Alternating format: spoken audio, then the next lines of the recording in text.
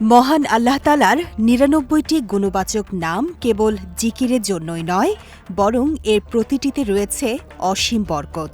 পবিত্র কোরআনে সূরা আল আরাফের ১৮০ নম্বর আয়াতে আল্লাহ বলেছেন, আল্লাহর রয়েছে সব উত্তম নাম, সুতরাং তোমরা তাঁকে সেসব নামেই ডাকো। ইসলামী গবেষকদের মতে রাসূলুল্লাহ সাল্লাল্লাহু আলাইহি ওয়াসাল্লামের শেখানো পদ্ধতি ও বিশ্বাসের সঙ্গে আল্লাহর নামগুলো পাঠ করলে শরীরের বিভিন্ন রোগ ব্যাধি থেকে আরোগ্য লাভ করা সম্ভব।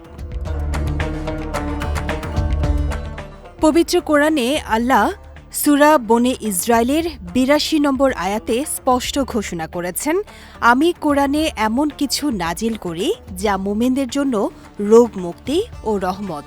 ইসলামী চিন্তাবিদদের মতে নিয়মিত আল্লাহর গুণবাচক নাম ইয়া সালামু, যার অর্থ শান্তি ও নিরাপত্তা দাতা, পাঠ করলে পুরো শরীর রোগমুক্ত থাকে।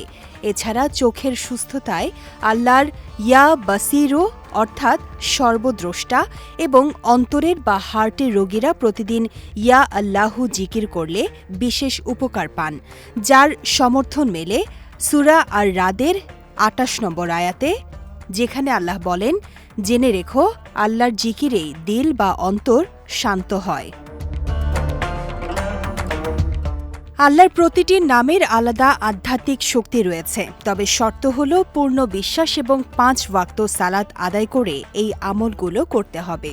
সহিহ বুখারীর হাদিস অনুযায়ী আল্লাহর ৯৯টি নাম যে ব্যক্তি সংরক্ষণ বা আমল করবে সে জান্নাতে প্রবেশ করবে। যে কোনো শারীরিক বা মানসিক অসুস্থতায় আল্লাহর নাম ইয়া রাফিও অর্থাৎ উন্নতকারী, পেটের পীড়ায় ইয়া কইও অর্থাৎ শক্তিশালী এবং মানসিক দুশ্চিন্তা দূর করতে ইয়া কুদ্দুসু অর্থাৎ পবিত্র নামগুলো দোয়ার উসিলা হিসেবে পাঠ করার পরামর্শ দেন আলেমরা। চিকিৎসা বিজ্ঞানের পাশাপাশি আল্লাহর নামের এই জিকির মানুষের আত্মিক ও শারীরিক সুস্থতায় দারুণ ভূমিকা রাখে। এদিকে ইসলামে আমলের পাশাপাশি চিকিৎসকের পরামর্শ ও ওষুধ নেয়া রাসূলুল্লাহ সাল্লাল্লাহু আলাইহি ওয়াসাল্লামের সরাসরি নির্দেশ বা সুন্নাত।